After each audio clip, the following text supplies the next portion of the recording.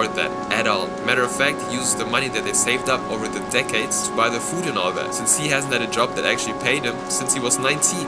It really seems like a dead end. Now let's talk about the most unfortunate event. On June 20th, 2021, Junji was just watching his favorite anime. Probably like, my little sister can't be this cute. Enough with the jokes. This is really sad. He watches this anime to kind of escape reality for a bit, and his father asks him to help him to the toilet, as usual. But there's a really good scene happening right now, so Junji just tries to ignore him. His father really needs to go though, so he's kind of complaining and annoying him, if you can put it like that. He asks him over and over again, until Junji snaps.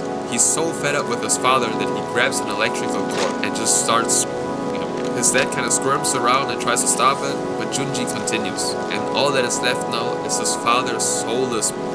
Junji doesn't just live with his father though, right? His mother witnessed everything as well. So in his head, he needs to get rid of her too. He's now left with two in front of him. He grabs them and puts them into the big ass empty fridge that used to be part of the liquor store. He shoves them in there and just tapes the door shut. Jesus Christ, bro, this stuff is disturbing. After the adrenaline probably kind of wears off, he realizes that he had just become a criminal, even though he just wanted to watch his anime.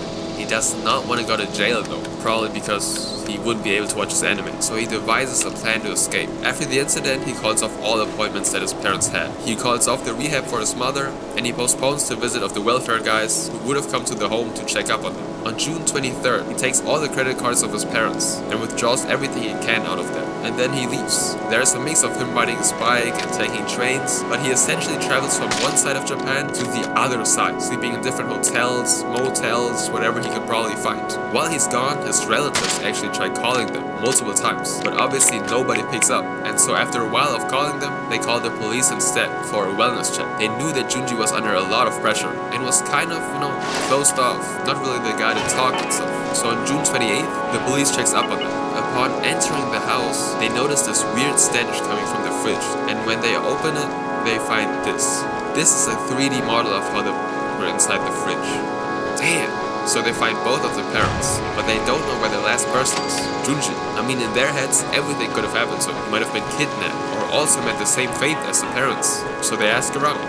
They interview the neighbors and stuff like that, and they all tell them Junji was kind of acting weird lately, and somebody spotted him riding his bike, and that leads to a nationwide search for him. The police looks at security camera footage, they ask hotels and all of that, and through that, they actually managed to track him down pretty easily. On July 4th, 2021, they find him in a hotel parking lot in Kyoto. They first arrest him for leaving corpses without reporting it or something, which you obviously should do, but he quickly admits that he was actually the one.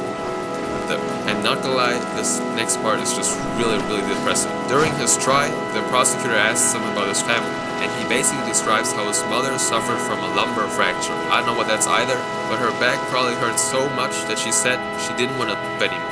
And his father developed dementia in early 2021, and when he asked Junji to help him use the toilet, all that pent-up frustration and pressure just exploded, and he didn't care about the repercussions of his actions. Disney Speedstorm is available now on mobile and PC with Google Play Games. Experience more ways to play and sync across your mobile and desktop devices. Download and race your way with Google Play. During that trial, there were also talks about him having a personality disorder, which made him so shy and isolated from everybody, but that didn't really change the result of the sentence. On the 6th of, I don't know to be honest, because the article doesn't say what 6th, but I'm guessing on the 6th of July, he was sentenced to 30 years in prison alongside some other things.